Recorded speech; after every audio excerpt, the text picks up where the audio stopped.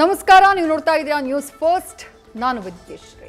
ಈ ಕ್ಷಣದ ಪ್ರಮುಖ ಸುದ್ದಿಗಳನ್ನು ನೋಡ್ತಾ ಹೋಗೋಣ. ಅದಕ್ಕೂ ಮೊದಲು ಹೆಡ್ಲೈನ್ಸ್. ಲೋಕಾಯುಕ್ತ ಹೆಸರಲ್ಲಿ ಗುತ್ತಿಗೆದಾರನ ವಸೂಲಿ ದಂಧೆ. ಲೋಕ ಅಧಿಕಾರಿಗಳ ಹೆಸರು ಹೇಳಿಕೊಂಡು ಲಕ್ಷ ಹಣಕ್ಕೆ ಗುತ್ತಿಗೆದಾರನ ಬೇಡಿಕೆ. ಲೈನ್ಮ್ಯಾನ್ನಿಂದ ಹಿಡಿದು ಹಿರಿಯ ಅಧಿಕಾರಿಗಳವರೆಗೂ ಹಣ ಪೀಕಿದ್ದ ಶರಣಪ್ಪ. ನ್ಯೂಸ್ ಫಸ್ಟ್ನಲ್ಲಿ ವಿದ್ಯುತ್ ಗುತ್ತಿಗೆದಾರನ ಅಸಲಿ ಎತ್ತು ಬಯಲು. ಸೈಟ್ಗಾಗಿ ಎರಡು ಗುಂಪುಗಳ ನಡುವೆ ಮಾರಾಮಾರಿ.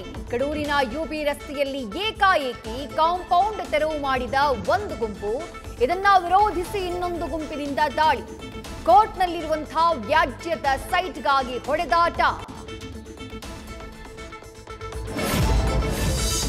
ವೈಯಕ್ತಿಕ ದ್ವೇಷಕ್ಕೆ ಮಚ್ಚಿನಿಂದ ಕೊಚ್ಚಿ ವ್ಯಕ್ತಿಯ ಕೊಲೆ. ಬೇಲೂರು ಪಟ್ಟಣದ ಸಾರಿಗೆ ಬಸ್ ನಿಲ್ದಾಣದಲ್ಲಿ ಘಟನೆ. ಶ್ರೀನಿವಾಸ್ನಿಂದ ಕೃತ್ಯ. ಆಸ್ಪತ್ರೆಗೆ ಸಾಗಿಸುವಾಗ ಗಿರೀಶ್ ಸಾವು.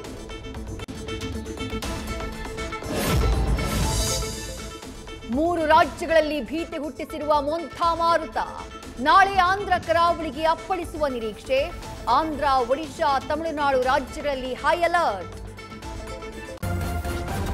ನ್ಯೂಸ್ ಫಸ್ಟ್, ನಿರ್ಭೀತಿಯಿಂದ ನಿಮ್ಮ ಪರವಾಗಿ.